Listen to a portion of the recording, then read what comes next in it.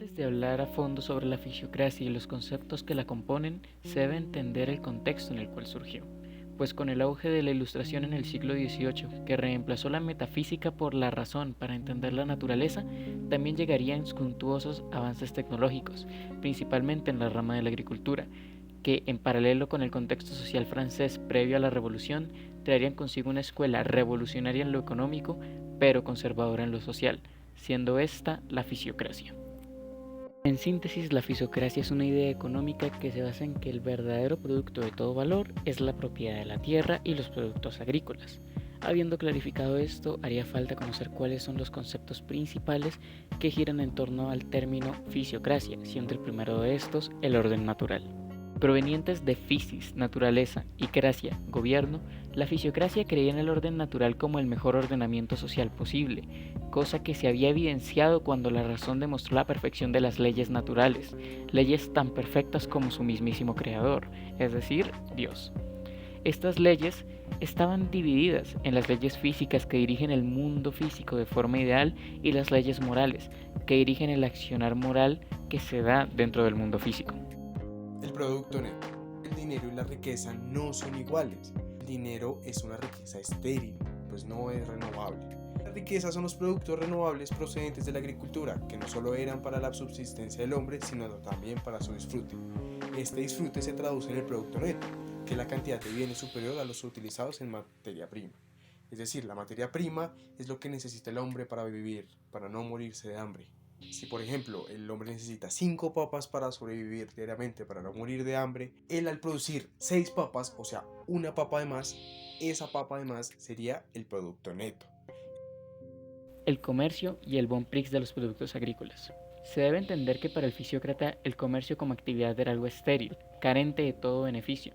Su única bondad es que de él podía obtenerse en determinados casos el llamado bon prix o alto precio, en el que un producto agrícola en manos de un Estado puede obtener un precio que otorgue una ganancia. No obstante, en este había una trampa, pues el comercio solo es el intercambio de mercancías y vender un producto era comprar otro. Por lo mismo, la ganancia era nula, y aún en el muy hipotético caso de que se pudiesen obtener ganancias simple y llanamente comerciando productos, obtener ganancias a costa de uno o más estados traería consigo represalias ineludibles como las guerras o los conflictos.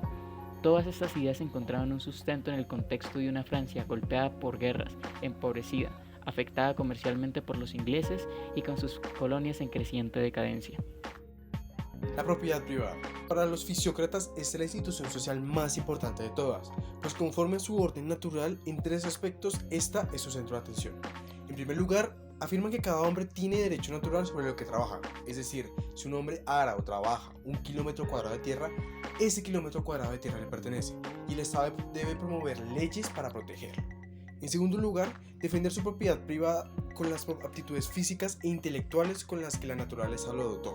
Es decir, si alguien viene a invadir mi tierra, yo puedo usar mi intelecto / ingenio para manipularlo para que se vaya de mi tierra. O, en otro caso, usar mi fuerza física para expulsarlo de manera violenta. Y en tercer lugar, ese derecho natural debe plasmarse como una ley positiva para asegurar la propiedad privada. El laissez-faire o el liberalismo económico. Para que el orden social fuese productivo debía ser acorde al orden natural.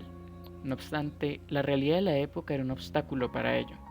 Por eso mismo los fisiócratas eran los primeros en demandar que para mejorar las condiciones económicas y obedecer el designio divino de honrar el orden natural, era necesario deshacerse del orden previo que constreñía a la economía, siendo así los precursores del dejar hacer, dejar pasar, el mundo va por sí mismo.